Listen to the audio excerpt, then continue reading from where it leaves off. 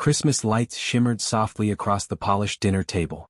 The roast sat in the center, steam rising like an offering. My father raised his wine glass and smiled, eyes gleaming with pride. "So, Micah, how's life in the house I bought you?" Forks paused midair. Conversations froze. Even the holiday playlist humming in the background suddenly felt too loud. I looked at him. Then at Lisa. Then Jordan. Then Mariah. Their faces were still, calm, almost rehearsed. I smiled anyway, but something inside me cracked. I lowered my eyes to my plate. The mashed potatoes swirled next to the cranberry sauce like a canvas I couldn't read. I felt my grip tighten on the fork. They'd lied again. 2 years ago, I bought that house with the money I earned building my tech startup from scratch. I'd worked freelance contracts for years, sleeping 4 hours a night, surviving on instant noodles and half-charged hope. I didn't ask them for help. I didn't need their permission. I signed the deed myself, every penny of that down payment earned with code, sweat, and solitude. But 3 weeks after I moved in, I overheard Lisa on a call in my own living room. "Oh yeah, Dad helped Micah buy it. He couldn't afford it alone." I froze behind the hallway wall that day. I let it slide. Told myself it didn't matter. I had the keys. I had the deed. Let them talk. Then Jordan told our uncle at Thanksgiving that he co-signed for me. Then Mariah smiled at church and said, "It's just nice that Micah finally got his life together, with a little family support." I said nothing. Every time. Maybe I thought silence was peace. Maybe I believed keeping the harmony meant more than claiming credit. But tonight, Dad raised that glass like he was toasting himself. Like I was just a project that turned out okay. My voice was steady. Calm.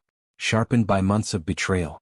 I set my napkin down gently, stood up, and looked across the table. "I thought I was here for dinner," I said, my eyes sweeping over each of them. Turns out, I was the meal. I wasn't always silent. I just learned early that in my family, silence made less noise than failure. Jordan was the star, varsity athlete, scholarships, Dad's carbon copy. Lisa, the peacemaker, always knew the right words to calm a storm, even the ones she started. Mariah, the angel, soft-spoken, high grades, every teacher's favorite. And me? Micah. The burden. The one who asked too many questions and didn't have enough answers. The one who didn't fit. I was the static in a family addicted to symmetry. By high school I stopped trying to impress them. They never noticed when I stayed up till 3 a.m. teaching myself how to build websites from scratch on a half-dead school laptop. They never asked why I worked part-time at a gas station while Jordan borrowed money from Dad for networking events. They just labeled me, "He's not built like his brother." I heard Mom whisper that once. I had just come home after a double shift. She was on the phone with her sister. I stood in the kitchen, shoes still on, hands trembling from exhaustion. "He's just not built like Jordan. Doesn't have that natural drive." That broke something in me. So I drove myself, into the ground, into the code, into the silence. I got my first freelance client on an online forum. A $80 logo design and a landing page. I worked on it overnight, didn't even charge extra for the changes. The client called it clean and better than expected. I remember staring at that $80 in my account like it was a trophy. It wasn't much, but it was mine. I didn't tell anyone. A month later, I landed a $300 job. Then $750. Then more. Each project was a stepping stone I laid with no applause, no audience. Just the click of keys and the quiet burn of resentment. They never saw it, because they never looked.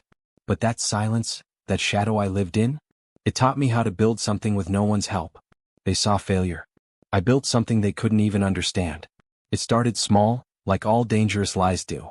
Mariah was the first to twist the truth. I had shown her the deed when I bought the house. Trusted her. She smiled, hugged me, even cried a little. I thought it meant something. But 3 days later, Dad told me over the phone, "Mariah said you were lucky I helped out. That loan officer must have gone easy on you because of my credit." I didn't say a word. Just stared at the phone like maybe I'd misheard. Then Lisa told a family friend, "Micah was so overwhelmed picking paint colors and tiles. I basically designed the whole place for him. It's like my second home." I hadn't even shown her the inside.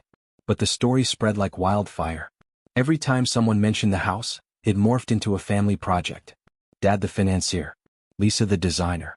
Jordan connected me with a realtor. Mariah guided me emotionally. And me? I was just the beneficiary. The lucky one. The late bloomer. Mom cemented the lie one Sunday morning at church. I was walking by when I overheard her saying to Sister Hall, "We gave him that house. He needed a push. It was time we stepped in as a family. That word gave. Like I hadn't drained my savings.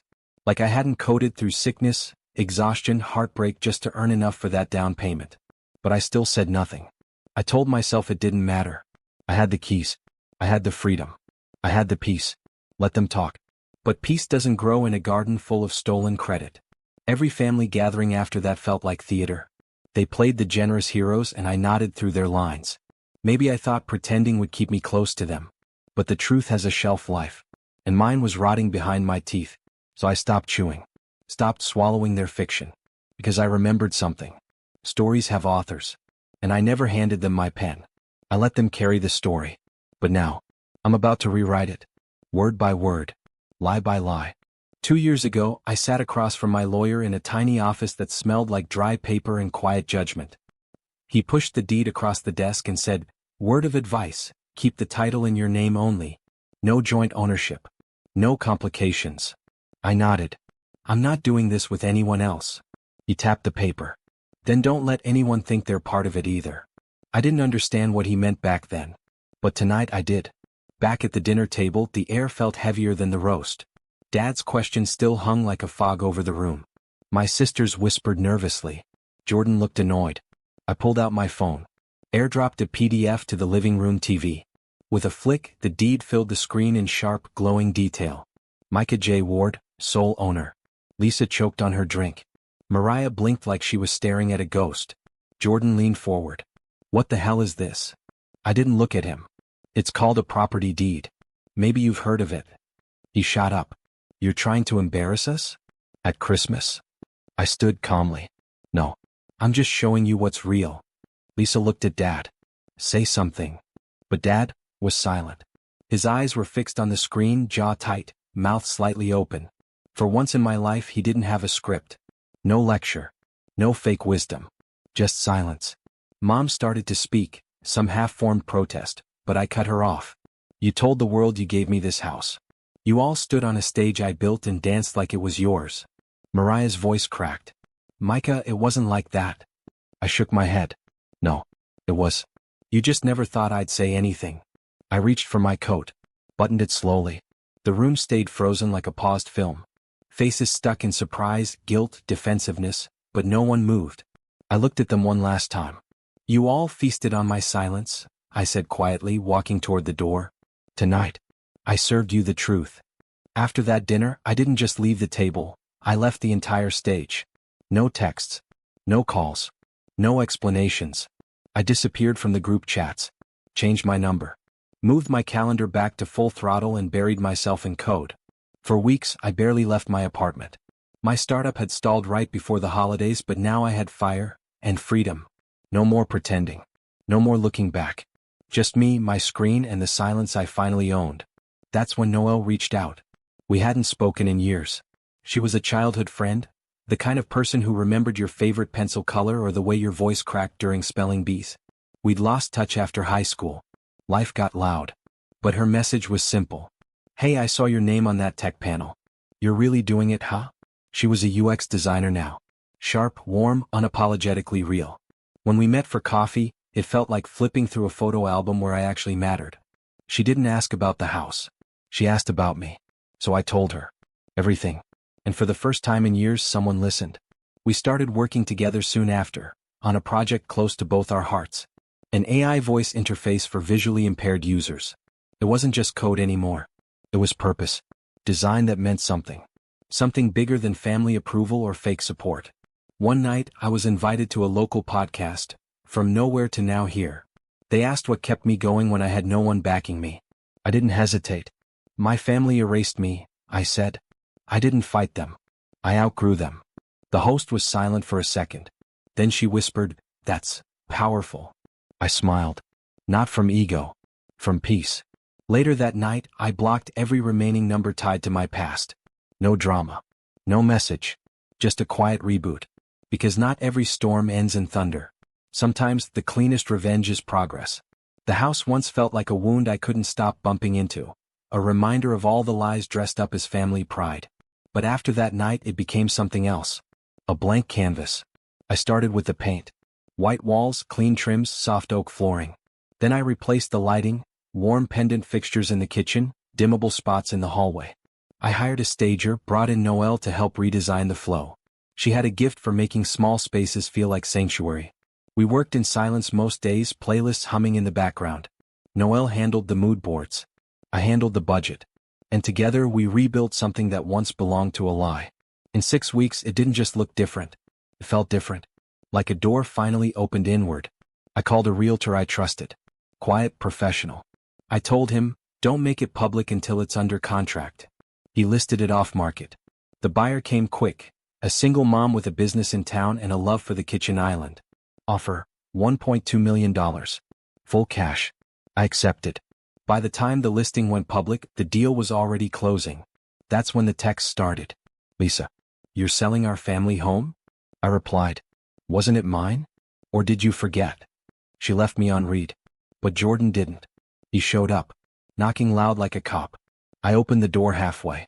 He barged in anyway, staring at the empty walls. You think this is funny? He snapped. Selling out behind our backs? I leaned on the doorframe, arms folded. Come. Our backs. I laughed. Jordan, you were never on the deed. You wouldn't even have this house without us. I tilted my head. That's funny. The bank seems to think otherwise. He stormed out, muttering something about loyalty. But loyalty has to be earned, not stolen. A week later, Noelle and I moved into a quiet apartment overlooking the river. No history. No ghosts. Just soft mornings and clean beginnings. And the house. Gone. Just like the illusion they built on top of it. I didn't want revenge that left bruises. I wanted truth that left echoes. After the sale closed, I had my lawyer draft letters. One for each family member. Clean, cold, and legally sound. Each envelope contained a notarized statement. They held no financial interest in the property, the proceeds, or any associated assets. No ownership. No claim. No argument. But that wasn't all. Inside each package was a small USB stick. I'd been keeping recordings for years, not out of spite but survival. Quiet comments made when they thought I wasn't listening. Conversations where my name was the punchline. Jordan laughing, Mike is still playing startup, bless his heart. Lisa at a family gathering whispering, we had to help him.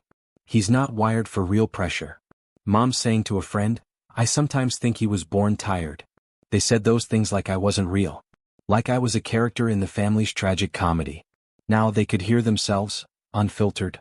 The voicemails came fast. Mom's voice cracked. Micah, please, we didn't mean any of it like that. Families talk. You know that. Dad's tone was colder. You think you're better than us now? Money won't buy you peace, son. I didn't respond. Because peace wasn't for sale. I'd already earned it. Instead, I called a local youth nonprofit, one that teaches coding to kids from underfunded schools. I asked for their founder. Met him for lunch. Told him I wanted to start a scholarship fund. Amount donated, $100,000. They called the local paper. Ran a piece 2 days later. Son betrayed by family gives back to the next generation. There was a picture of me, standing with a group of smiling kids holding laptops. No suit. No speech. Just quiet purpose. I didn't post it. Didn't share it. But I knew they saw it. Because for the first time no one called. No threats. No guilt trips. Just silence. And it felt right. They tried to erase me. So I left something behind that couldn't be forgotten. 1 year later, Christmas looked different. No crystal centerpieces. No fake smiles. No rooms filled with people waiting for the right moment to lie. Just a long wooden table, soft candles flickering, and the smell of roasted rosemary chicken filling the apartment. Noelle laughed from the kitchen, teasing our friend Eli about burning the sweet potatoes. Jazz played low in the background and someone passed me a glass of spiced cider. This was peace. Not the kind that needed proving, just the kind that existed in the quiet between people who saw you without needing a performance. We ate. We talked. We told stories that didn't require editing. My phone buzzed once. I almost ignored it. But curiosity pulled me. A real estate alert. I tapped the screen. Froze. Then let out a small breath. Was the house. The one I used to call home. Still on the market. Price dropped for the 3rd time. The listing said motivated seller. The staging was cold. Empty. Like even the walls had given up pretending. I didn't send it to anyone. Didn't gloat. Just tucked the phone back in my pocket and stood from the table. Outside, snow had started to fall, soft and slow. The kind of snowfall that turns streets into memories. I stepped onto the balcony, the city lights stretching out beneath me like a living thing. My reflection caught in the window, a little older, maybe. A little lighter. A man no one saw coming because no one ever really looked. I used to dream of fitting in. Now I dream freely. Inside I heard Noelle call my name, her voice warm, familiar. I smiled not because everything was perfect but because I finally didn't need it to be. They wrote me out of their story. So I wrote my own, in permanent ink. On screen.